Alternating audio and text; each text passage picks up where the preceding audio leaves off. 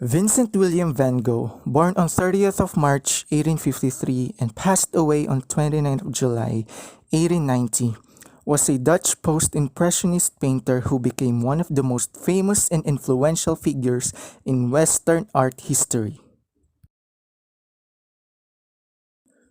Born into an upper middle class family, Van Gogh drew as a child and was serious, quiet, and thoughtful.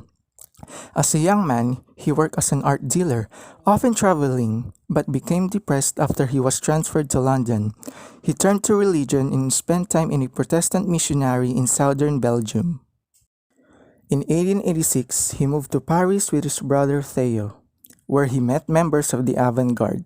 As his work developed, he created a new approach to still life and local landscapes. His painting grew brighter as he developed a style that became fully realized during his stay in Arles in South France in 1888. Van Gogh used an impulsive gestural application of paint and symbolic colors to express subjective emotions. These methods and practice came to define many subsequent modern movements, from Fauvism to abstract expressionism. Just after 6 months of serving as a volunteering pastor at a poor mining village in Belgium, the Evangelical Committee came to the conclusion that Van Gogh wasn't fit to be a pastor.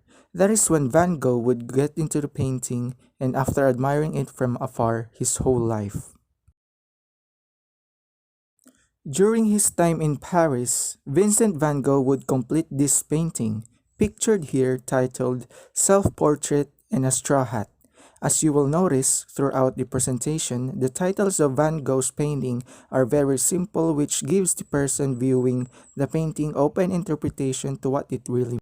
After his time in Paris with his brother Theo, Vincent would then move to Arles, France, where he would paint this picture right here, titled Vincent's Bedroom in Iowa, which is simply just a depiction of where Vincent was staying at, obviously.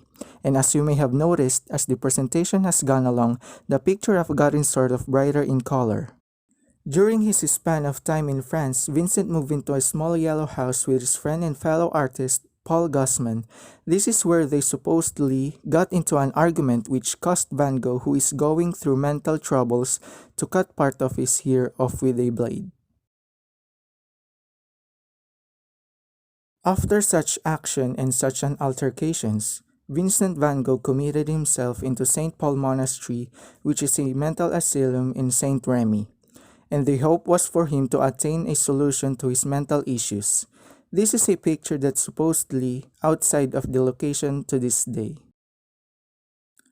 Remarkably, during his time in here, he continued to paint and started off by painting this picture here known a self-portrait with a bandaged ear, which is obviously the depiction of the result of that altercation.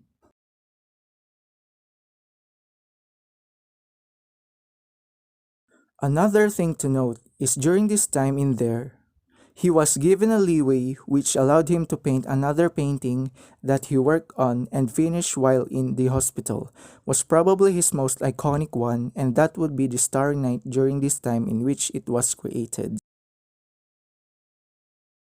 Van Gogh was going through a rough patch. He was having hallucinations and thoughts of suicide, and that in part is what caused him to switch back to the darker color art of in his early career.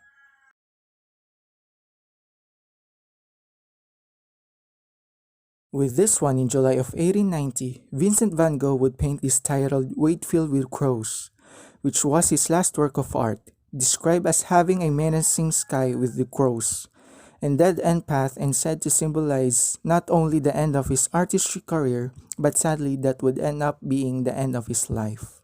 Because later in that year of 1890, after leaving St. Remy and getting care from a new doctor in a new place, Vincent van Gogh ultimately and unfortunately dies of a gunshot wound, which is then labeled as a self-inflicted after his death.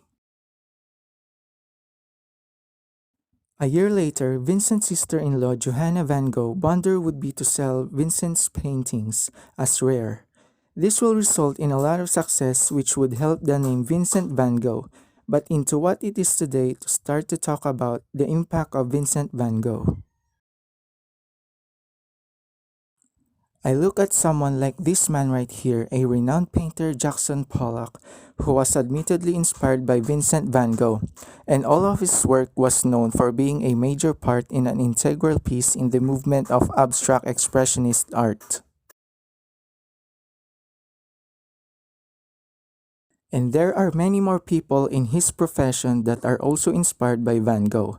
Not only that, but there is also a Vincent van Gogh Museum in Amsterdam, full of all Van Gogh's work, for it to be appreciated and pass the ideas of the genius artist. Van Gogh. Even though Vincent van Gogh had such a short-lived career of only a decade, he left us with many amazing quotes like this one here that says, "Great things were done by a series of small things brought together." And I take that as him talking about the steps he took to get where he wanted to get in his career. Another very big one is normality is paved road. It's comfortable to walk, but no flowers grow on it. I take that as it's speaking volumes to the types of artist that he want a different role with his art and didn't stick with the normalcy of things when it comes to expressing himself. And lastly, what would life be if we had no courage to attempt anything? It's pretty hard hitting quote and it kind of encourages people to be different and go try things. With all that being said, these quotes especially will be able to reach certain people in a different ways and keep his name alive.